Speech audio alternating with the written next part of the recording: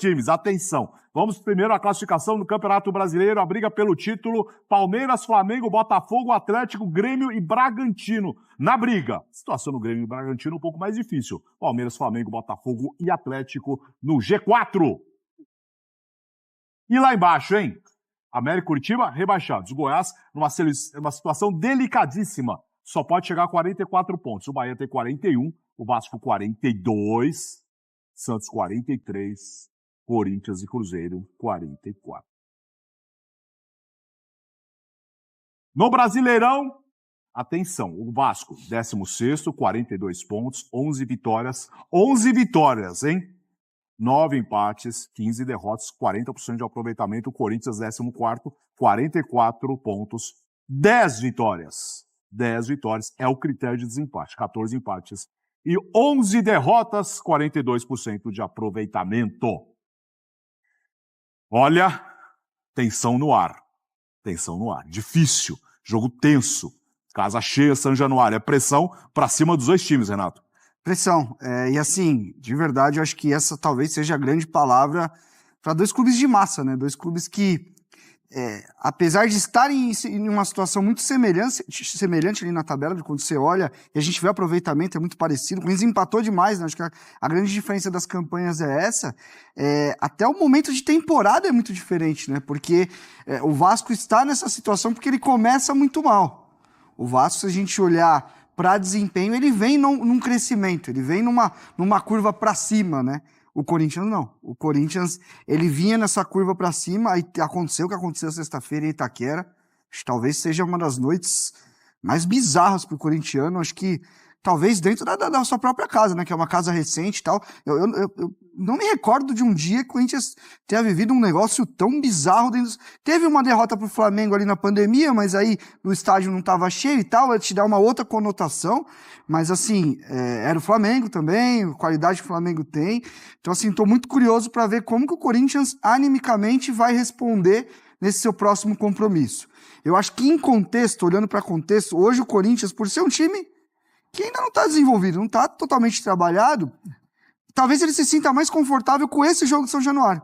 E a gente falou aqui na sexta, que era um jogo que o Corinthians precisava dar uma atuação boa dentro da sua casa, mas que era o contexto de jogo que para o Corinthians hoje é muito complicado. Você tem que propor, você tem que ter a bola. Em São Januário eu estou curioso para ver como que vai ser estrategicamente. Porque o Vasco ele sobe para pressionar, ele é um time que consegue fazer as duas coisas, e o Corinthians, se você for ver os resultados que mantém o Corinthians até com o pescoço para fora da água, são os resultados fora de casa. Então, tô curioso para ver esse jogo. Não tem como, o corintiano traz de volta lá 2007, que foi no mesmo dia, né? Opa! Mesmo dia, gol do Allan Kardec no Pacaembu, um frio danado que tava, a chuva. E o Corinthians vai jogar de novo com o Vasco numa situação complicadíssima, e dessa vez o Vasco também complicado. Fechadinho o Corinthians hoje, Calçado. Mas assim, o Corinthians é um grande desperdício de dinheiro, né? O que se jogou de dinheiro fora. O Corinthians, num ano, pode bater uma arrecadação recorde. Ele não conseguiu levar nada do dinheiro que gastou para a tabela. Porque tem uma relação mínima. Futebol não é só despejar dinheiro. Futebol é dinheiro e saber trabalhar bem. Se você não sabe trabalhar bem, tem dinheiro, é que nem um cozinheiro que tem os melhores ingredientes, mas faz uma porcaria de comida. Queima tudo. E queima tudo, pode sair. Né? E tem outros que... Carne bem passada é isso. Não tem a carne de segunda, não. Tem cozinheiro de primeira e cozinheiro de segunda. Né? A carne, não põe a culpa na carne. Mas... a culpa é sempre de quem cozinha. É claro. Mas o Corinthians foi um desperdício. O Vasco vem de uma situação maior, vem de muito tempo, e que a 777, que é a empresa que domina o futebol do Vasco, não foi um primor também de abordagem de uma SAF, de controle. Não, parece que eles estão aprendendo a pilotar o avião com o avião lá em cima. Não é gente que te dê segurança e diga, é gente do futebol. O problema do futebol é a quantidade de gente que é de fora e acha que quando for ao futebol vai ser genial. Eu tenho tantas ideias boas lá fora, mas no futebol as coisas funcionam de outro jeito. E o Corinthians viveu isso também, porque o departamento mais amador, dirigido da forma mais amadora do Corinthians, é o profissional de futebol. Então o Corinthians não conseguiu levar nada para a tabela. Gastou uma folha que é das 3 maiores do país e está aí olhando para a zona do rebaixamento, falando, xiii, voltou. Quando saiu o gol 52 minutos do Cruzeiro, a coisa, ontem, contra o Goiás, o Corinthians e Vasco, falaram assim, nossa. O 0x0 estava lindo para os dois. Estava lindo. Então, não dá para saber o que Corinthians vai jogar hoje. Se é o Corinthians que já enfrentou o Bahia, e o Mano errou, não foi bem, com 7, 8 minutos, estava nítido que não deu certo, e o Bahia tomou conta. E o Vasco, olha, o Vasco tem jogadores que podem causar muito dano ao Corinthians, essa forma de jogar do Corinthians. É aquele jogo para quem não estiver passando bem, evite, vai fazer outra coisa. Muita gente vai, você falou dos jogadores, muita gente vai evitar. Vamos ver na tela a diferença entre dois. O Vegete, 18 jogos, 9 gols, 1 assistência. Yuri Alberto, 32 jogos, 8 gols e 2 assistências nesse Brasileirão, Renato. Então, cara, acho que o Verratti, acho que vou te falar do impacto que ele teve para esse Vasco, acho que é meio que chovendo molhado, acho que todo mundo que acompanha o Vasco sabe o quão importante ele é. Só que acho que existe uma grande diferença. O time do Vasco, hoje é um time melhor trabalhado e é uma equipe que sabe utilizar o seu centroavante. O Vasco entende como explorar melhor o Verratti. O Corinthians... Torce pelo seu centroavante. É isso. Quem está em campo torce pelo cara. Exatamente. O caso do Yuri, assim... Tecnicamente ele vive um grande momento? Eu concordo que não, realmente. Não. E pra mim tem muito a ver até com confiança. Confiança que é minada como? O Yuri Alberto ficou 6 meses recebendo chutão pra frente e brigando com o zagueiro. De verdade. Você me falar que, ele pode estar melhor, tem bola que ele pode dominar melhor e trabalhar melhor a jogada? Concordo. Mas 90% do que ele recebeu no ano foi tijolo, gente. Se mandar pro Verratti, ele ainda ele segura ali. E o Yuri não é um jogador de ficar sustentando bola de costas. O Yuri, eu acho que ele até melhorou um pouquinho o pivô dele ultimamente. Mas ele não é esse jogador, ele é um jogador... Lembra com o Vitor Pereira? Ele recebia a bola no espaço para finalizar. Verdade. Ele é um cara de potência, de arrancar, de fazer a diagonal. Então, assim, eu concordo que o Yuri não faz um grande ano. Eu acho que tecnicamente ele tá mal.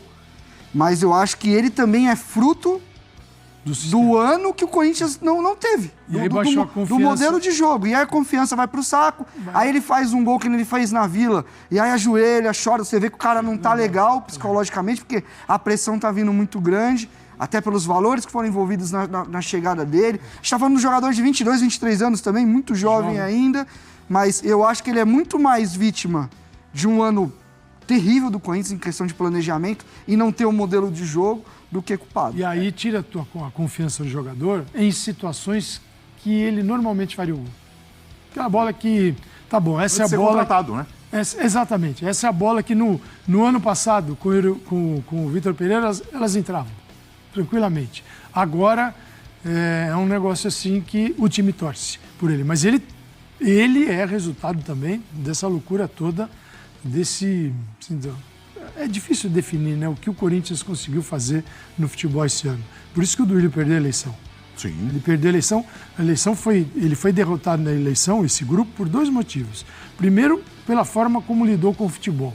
Muito amador. Segundo, pela escolha do candidato para representar esse grupo que estava lá há 16 anos. Então, na combinação, já perderia. Aí vem o Bahia 5, Corinthians 1 em casa. Aí dá 66%. Só piorou um pouco a situação. O último adendo do Yuri é louvável o que ele deixa dentro de campo também. Sim. Entendeu? Eu acho que por exemplo, ele poderia simplesmente... Eu acho que não é falta de tentativa, mano. O que esse moleque corre, o que ele pressiona, o que ele briga por cada bola que não é pra ele. Então acho que a gente tem que também deixar isso bem claro também. Tem muito jogador que cai numa fase ruim e começa a roubar... Pode dar uma corridinha, não corre e tal, e não é o caso dele. Mãozinha na coxa. Né? Não, ele é um cara que você vê em campo e fala, tomara que dê certo. Sofre, que o cara, né? E sofre. E o Vasco fez escolhas melhores antes do Corinthians. Que no momento que o Corinthians está procurando treinador, ele vai no Ramon Dias. O Corinthians foi no Luxemburgo. É isso. O Vasco, poxa, ele apostou assim, numa situação que você não tem certeza. Por exemplo, quando você traz o Medel, com a rodagem que tem, é legal. Mas você não tem noção, nessa loucura de Brasileirão, jogando 2 vezes por semana, se ele vai suportar. E ele está aguentando o tranco ali, botando tudo que ele conseguiu nos anos de carreira, ele está colocando dentro de campo. Verratti, ótima escolha. Então, o Vasco conseguiu fazer boas escolhas. Fala, mas o Vasco ainda está sofrendo, gente. Sim. Imagina se não tivesse encontrado o caminho certo com o Ramon Dias, com o Verratti, com o Medel. O que seria o Vasco hoje? Já o Corinthians trouxe o Mano, agora, no final do ano, mas até o Mano, o Corinthians errou demais. Errou demais e se continuasse... Tinha compromisso com o erro, né? Situação do rebaixamento, vamos lá. Bom, América e Coritiba oficialmente rebaixados. O Goiás assinou a papelada já. O Goiás, depois da derrota de ontem, caminha para uma situação quase irreversível. 99,7% de chances de cair, precisa vencer as últimas 3. E os outros? No mínimo. E os outros têm que...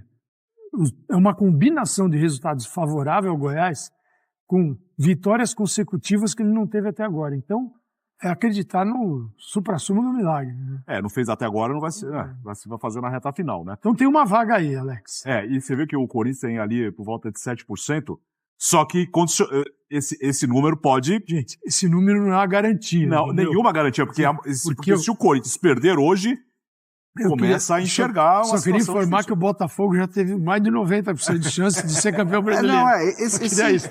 Esse negócio de chance e tal, matemática da hora e tal, mas é isso, a cada rodada num campeonato que você não sabe o que vai acontecer, você sai de 50% para 30%, então assim, o negócio é aquele clichê, jogo a jogo, salve-se quem puder, pontue, senão o negócio vai ficar louco pro seu lado. E nessa temporada, principalmente, como você falou, em cima e embaixo, né? Toda rodada, alguma coisa muda. E muda forte. É incrível, na parte de baixo e parte de cima. Daqui a pouco nós vamos falar isso, da parte de cima. Nós temos uma quarta-feira, que você pode sair da quarta-feira com o mesmo papo de ontem e de hoje à tarde. O campeonato é equilibrado, chance... Mas, por exemplo, uma vitória do Atlético Mineiro. Pode acontecer? Pode. Sobre o Flamengo? Pode. Sim, claro. Ele é um confronto direto. E ele segura o Flamengo, o Palmeiras ganha. Então, daqui a pouquinho a gente fala mais, mas é uma quarta-feira que eu convido já quem está nos assistindo para o linha de passe. No pós-rodada que vai ser muito quente. Vai pegar fogo. Nós vamos falar daqui a pouco da parte de cima da tabela, mas a parte de baixo tem uma situação do Cruzeiro que aparentemente olha assim, parece que dá um respiro, né? Mas da próxima rodada pode mudar também. Mas olha aí, Fortaleza e Goiás, cara. O Paulo chegou, ele tem 2, ele ganhou. São 2 vitórias fora de casa. Espetaculares. São 6 pontos inimagináveis para um time que está no fundo do poço. Você fala, não, vai ganhar 2 fora de casa. Você fala, aqui que vai ganhar fora de casa. O problema do Goiás, do Cruzeiro ainda é a tabela, né? Porque a última rodada pega o Palmeiras, que pode ser o jogo do título e do rebaixamento. É melhor trabalhar antes. Então, melhor fazer na próxima rodada. Tem o Atlético Paranaense pela frente. Ou seja, a situação do Cruzeiro agora começa a melhorar um pouco, né? Sim, mas assim, contra o Atlético Paranaense, por exemplo, pontuar. Difícil. Pontuar de novo, jogo difícil, mas tem que pontuar. O Cruzeiro, assim, a gente falou muito da questão do Autuori trocar de opinião, uma hora falar que vai ser treinador, uma hora não. Eu acho que assim... Acho que todo mundo pode mudar de opinião, mas eu também acho que ele não precisava também ficar, eu não vou ser, enfim, acho que nem entra nesse mérito. Agora, a decisão que tomou o Cruzeiro, eu acho que foi correta dentro do contexto que ele estava. Ele pegou alguém que já estava ali no ambiente, que querendo ou não já entendia os processos, já entendia a característica de jogador, já sabia quem que ele podia tirar, e é um cara que, convenhamos, que me incomoda ele não parar em lugar nenhum, mas assim, que tem conteúdo. Sim. Que tem qualidade, que tem história no futebol, que entende, que tem experiência. E assim, o jogo que a gente viu ontem, principalmente o primeiro tempo do Cruzeiro, muito bom. Muito bom. O Cruzeiro ainda peca na questão da finalização, cara.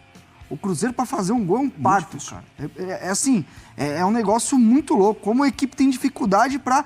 Porque ontem você via que o jogo estava mais elaborado, trabalhando gente por dentro, abrindo meio campo, alternando, enfim, time com movimentação. Eu gosto da ideia do Bruno Rodrigues de 9, porque te gera outras situações. Mas assim, se não colocar a bola dentro da caixinha, não adianta. E ontem o gol veio no momento... E aí eu acho que o segundo tempo do Cruzeiro, assim, aí sim...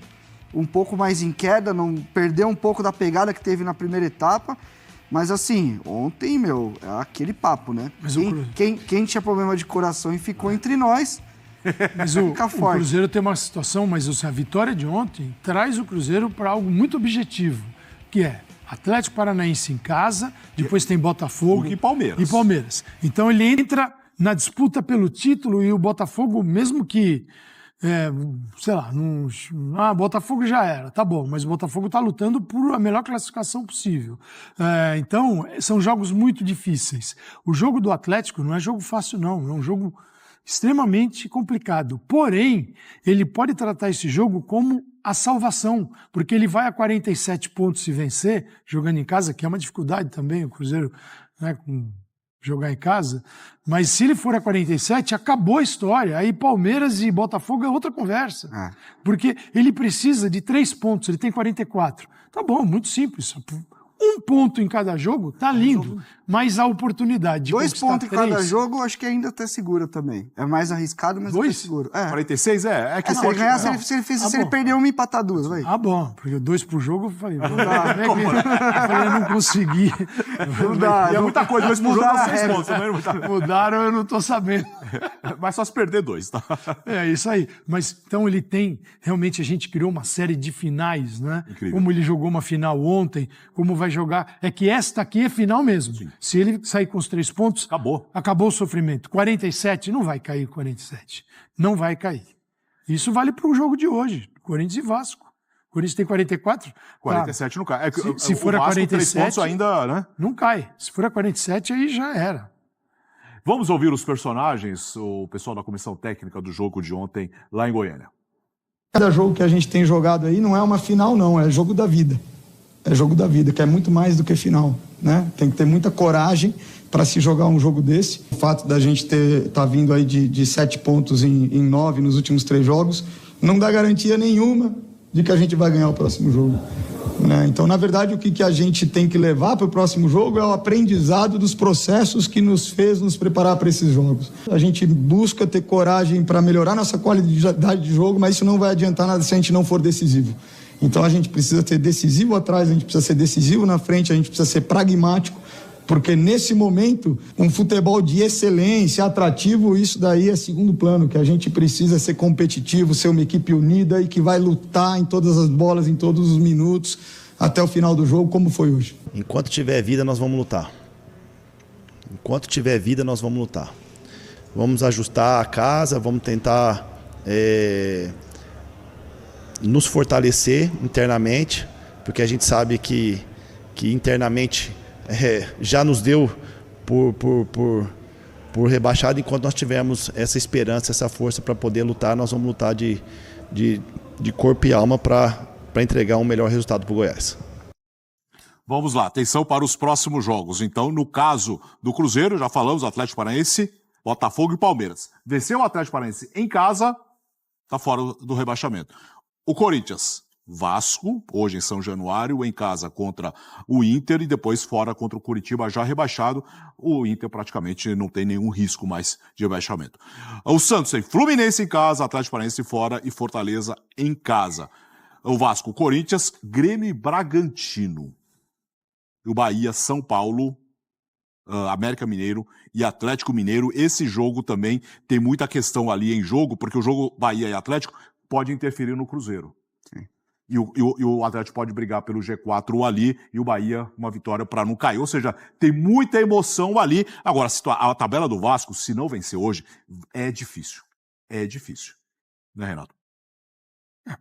O Grêmio, tem o Red Bull Bragantino, que é uma equipe muito difícil de enfrentar. Pode estar ali na briga do G4 ainda. E o Red Bull Bragantino, a gente tem que entender o seguinte, eles têm consciência. A gente não está falando daquela loucura de um time dos maiores do Brasil. Ele tem consciência que se ele for terceiro, quarto, quinto, isso já é resultado para eles. É visto como resultado. Então, é muito difícil essa sequência. O jogo do Corinthians é realmente... a gente gosta de falar de final nos pontos corridos. Tem final a beça aqui. E o Goiás não está aqui, né? O Goiás já está muito próximo da segunda divisão. Mas o Goiás tem Grêmio e Fortaleza fora, e aí pega o América na última rodada. Então a situação do Goiás é muito difícil. Muito difícil. E tem o Bahia, né, Alex? E ficou o Bahia... mais difícil ao mandar o treinador embora, né? Que pra mim era quem tava ainda organizando a parada. Eu falei algumas vezes aqui, pra mim o Goiás, tecnicamente, é a equipe mais limitada do campeonato. Eu acho que se olhar pra elenco, assim, é o que tem mais dificuldades técnicas. E eu acho que se segurou muito pela organização que tinha com o Armando. Parece que teve alguma coisa ali de bastidor, de briga com direção, mas é mais uma dessas demissões que eu não entendo. Eu acho que o Goiás, com o seu ex-treinador, ele estava brigando. Sem ele, não estaria nem brigando. Já estaria numa situação de Curitiba e América, por exemplo. No caso do Bahia, né, Calçade? Jogar contra o São Paulo em casa, e o São Paulo que joga mal fora de casa, e depois o América Mineiro. O Bahia tem 41. Se vencer os dois... Ele vai para 47. Aí acabou. Sim, e o que torna, é incrível, né? O que torna esse né? brasileiro... Isso seria bom para quem? Para o Galo no último jogo. Exatamente. Porque aí, isso é muito O que louco. torna esse brasileiro, talvez engraçado, parecia que não ia nesse sentido, mas com uma nota de corte altíssima. Olha que incrível. A nota de corte, a gente sempre falou, 43 cai. Falando 44. 44 é uma coisa tranquila. Com 46 não tem rebaixamento. 47 não tem, seguramente ninguém foi rebaixado 47. Então, a gente elevou a nota de corte num campeonato que as equipes do topo que disputam o título terão uma das pontuações mais baixas da história. O campeão terá uma pontuação baixa. Então foi um campeonato que deu essa achatada, por vários motivos que a gente vai discutir depois quando ele terminar. Falta pouco para terminar.